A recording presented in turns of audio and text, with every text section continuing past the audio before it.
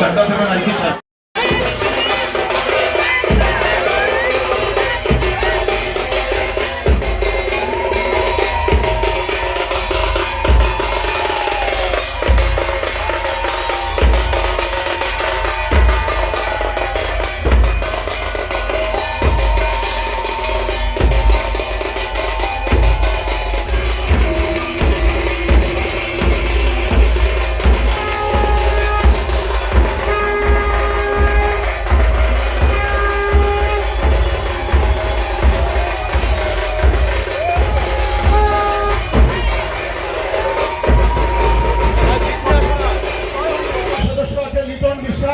রামপুরহাটের এসটিএফএস নিত্যরঞ্জন পোদ্দার সেও additional director আমাদের।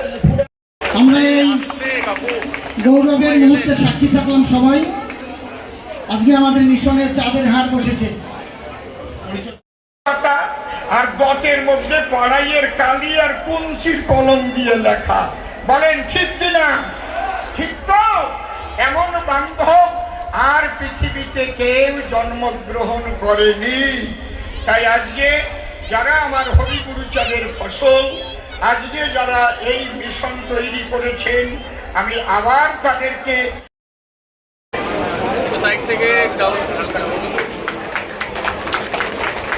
চলে এসো।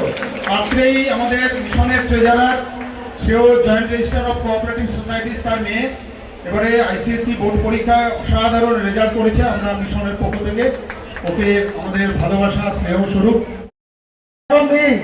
সৃজনী শিকদার এবার মাধ্যমিক পরীক্ষায় 96% পেয়েছে। আমাদের ছেলে মেয়েদের মধ্যে সব থেকে ভালো রেজাল্ট।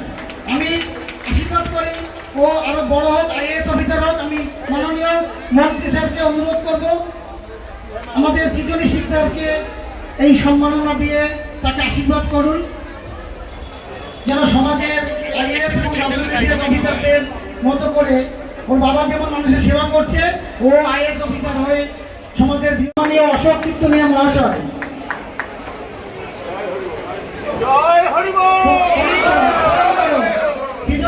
বই তুলে দিচ্ছি,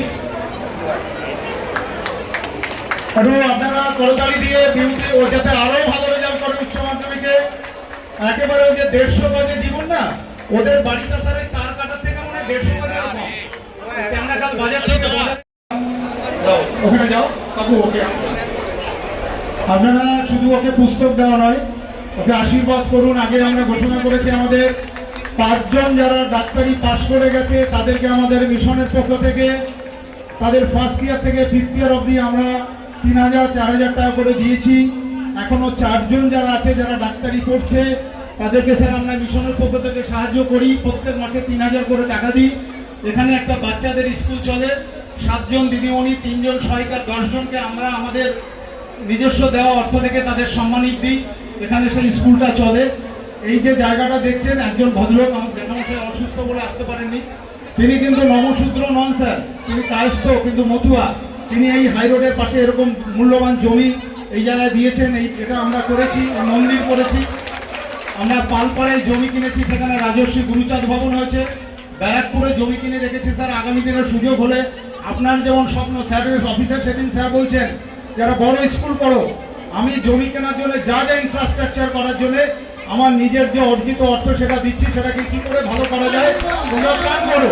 স্যারের সঙ্গে প্রিলিমিনারি কথা হয়েছে, আপনাদেরও সাহায্য নিয়ে। উনি তো শুধু মন্ত্রী নন, উনি এই সমাজের প্রতিনিধি। এই প্রতিনিধি সারা জীবন থাকবেন, আগেও ছিল, আছেন, থাকবে। সুতরাং ওনার যে ভাবনা, বাবা সাহেবের উত্তরসূরি, গুরুচাঁদের উত্তরসূরি, সেটাকে পূর্ণ করার দায়িত্ব আমাদেরকেও নিতে হবে। সেটাই আমরা স্যারকে কথা দিচ্ছি। স্যার আমরা আছি আপনার সঙ্গে, স্যার আপনি আমাদের গাইড করুন, আমরা স্যার চেষ্টা করব। আমার সমাজের কৃতি ছাত্রছাত্রীদের যে শিক্ষা নেওয়ার যে উপক্রম, অর্থাৎ বই খাতা পেন তাদের হাতে তুলে দেওয়া উপলক্ষে যে অনুষ্ঠান মঞ্চে উপস্থিত আছে আমারই কলিগ, পাশের বিধানসভা হরিণঘাটা বিধায়ক, তার দাদাকে আমি গোসাই বলে ডাকি। আমি ওনাকে গোসাই বলি, উনি আমাকে গোসাই বলেন।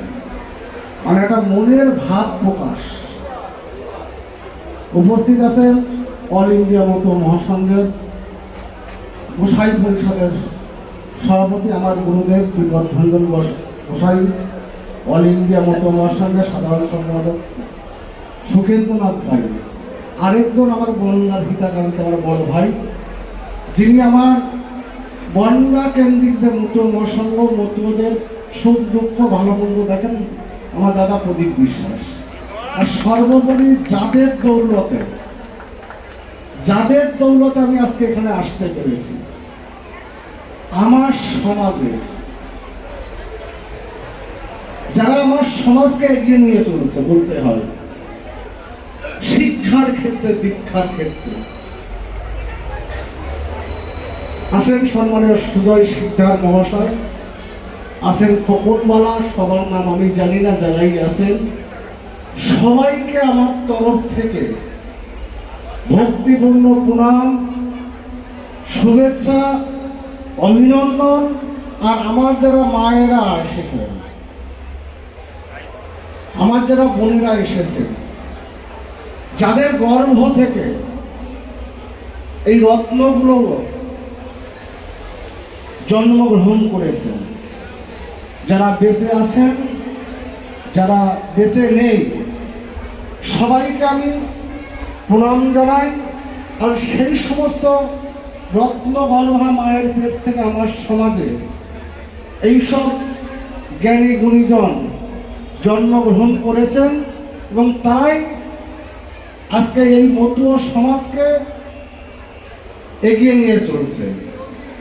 আমার সমাজ যারা এই ধর্মকে এগিয়ে নিয়ে চলছেন, আমার গোসাই পাগল দলপতি, তাদেরকেও আমরা আমার তরফ থেকে প্রণাম জানাই।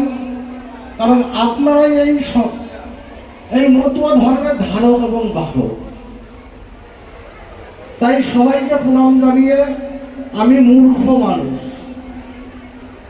প্রথম কথা বলি শুনুন, মূর্খ মানুষ, বক্তব্য দেওয়ার ক্ষমতা আমার নেই। আমাকে মন্ত্রী বানিয়েছে প্রধানমন্ত্রী নরেন্দ্র মোদী, আমাকে মন্ত্রী বানিয়েছে পশ্চিমবঙ্গের মুখ্যমন্ত্রী শুভেন্দু অধিকারী। দুজনই আমার রাজনৈতিক স্বপ্ন পুরুষ।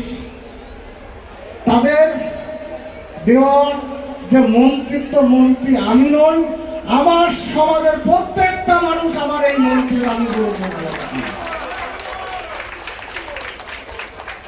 কারণ দেখুন, আমি মতুয়া হিসেবে মন্ত্রী হয়েছি, আমি অশোক হিসেবে মন্ত্রী হইনি। কিন্তু আমাকে মন্ত্রিত্ব দেওয়া হয়েছে মতুয়া সমাজের প্রতিনিধি হিসাবে। তাই আমাকে বলতে দ্বিধা বা কোনো কষ্ট নাই, আমি মন্ত্রী, আমার সমাজের প্রত্যেকজন মন্ত্রী। মোদী যার নেতৃত্বে 2019 সালে সিএবি বিল আসে, বিল আসলো নানান পরীক্ষা নিরীক্ষার পরে 2024 সালে সে সিএ বিল রূপান্তরিত হলো। আজকে ভারতবর্ষে যারা উদ্বাস্তু হয়ে এসেছেন, আজকে তাদেরকে নাগরিকত্ব দিল। যাদের কপালে অভিশাপ লিখে দিয়েছিল 1947 সালে কংগ্রেস, তাদের কপাল সেই অভিশাপ থেকে আজকে সেই অভিশাপের গ্লানি থেকে আমার সমাজের মানুষকে আজকে মুক্তি দিয়েছেন ভারতবর্ষের যশস্বী প্রধানমন্ত্রী নরেন্দ্র মোদী এবং স্বরাষ্ট্রমন্ত্রী অমিত শাহ।